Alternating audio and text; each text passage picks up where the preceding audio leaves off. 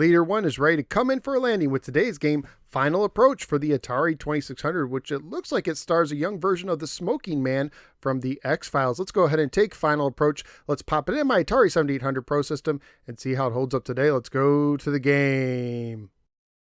Final Approach was published by Apollo and carries a copyright year of 1982. The manual opens with the following. The situation: you are an air traffic controller at a busy international airport. Literally thousands of lives are in your hands every day as you guide giant airliners and small private aircraft taking off and landing. You try to stay relaxed under the intense pressure of your job, but you must always be ready for emergencies.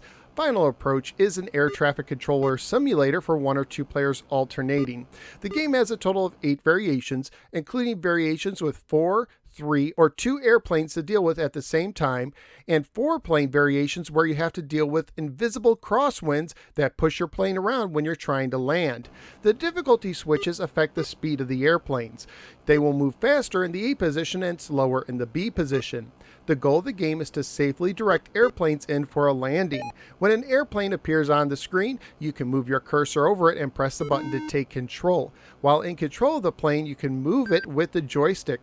When you press the button again, you release control and the plane will continue in the direction it was heading. If a plane is flying over the strobe lights towards the runway, you can attempt to land it. To do so, you must move your cursor over the bottom center button on the screen and press the button on your joystick. However, when you do this, the cursor is not seen at the very bottom of the screen, at least not on my TV, so you kind of have to do this by feel. If done correctly, it will bring up the landing screen, where your plane has magically split into 2.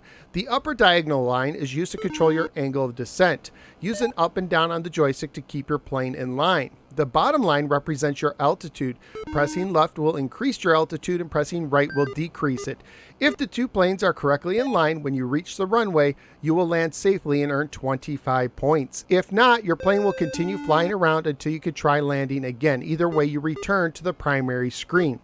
On the primary screen, if a plane flies off screen, you lose 5 points, and that plane will reappear later. If 2 planes touch, it will count as a near miss and controller error, turning one of the green lights on the top of the screen red. You start with 4 green lights. At 500 points, you get an extra green light. If you lose all of your green lights due to near misses, your game ends. Sometimes a flashing plane will appear, indicating it needs to land quickly due to an emergency. If you land it before any other plane on the screen, you get 50 points. As your score increases, so does the game's speed. Graphically speaking, there really isn't much to this game, although having the microphone on the screen is a nice touch, even if you never really use it. The sounds are also pretty basic. Family-friendly wise, the game would most likely get an E for everyone rating if released today. And remember, in Final Approach, you never really crash, you just near miss.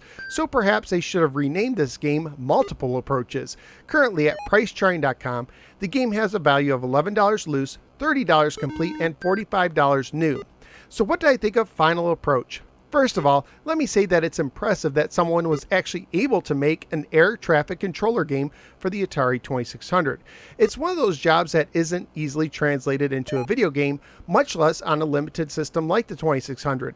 With that being said, I must admit that even though they pulled it off, it's just not any fun. Managing multiple airplanes is tedious, and the landing system is a little more complicated than it needs to be. And when you do land a plane, it's time once again to turn around a bunch of other planes. Remember those cartoons where the character plugs a hole in the boat with their finger, only to have another hole start to leak that needs attention? That's kind of what this game feels like. It's just not fun. Perhaps it's just because while some jobs may be worthy of respect, like air traffic controllers, 911 operators, and court reporters, it doesn't mean that they make for a great game. So in the end, this is a game that I was surprised was able to be done on the 2600, but I don't find it entertaining enough to recommend. So where am I going to rank Final Approach? Since I have no desire to play it again, I'm afraid this one's going to be ranked very, very low. I'm looking in the 190s. I'll put this over Starship at 195, but I do enjoy Tomahawk more at 194, even though I can't recommend that game either. So the 205 games I've now ranked for the Atari 2600, Final Approach is making an emergency landing at the 195 position. Final Approach proves that just because you can make a game about an occupation doesn't mean that you should. But that's just only my opinion. What do you think? Let me know in the comments below. Also, please like, share, and subscribe. Follow me both on the Facebook and the Twitter. Check out some of my many other videos and sign up at patreon.com/NoSwearGamer, just like Isaac S. did, to support the show and gain access to exclusive perks.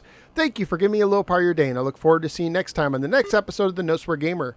Take care, especially when you are single-handedly controlling 4 planes at the same time. Seriously, aren't there any pilots in this game?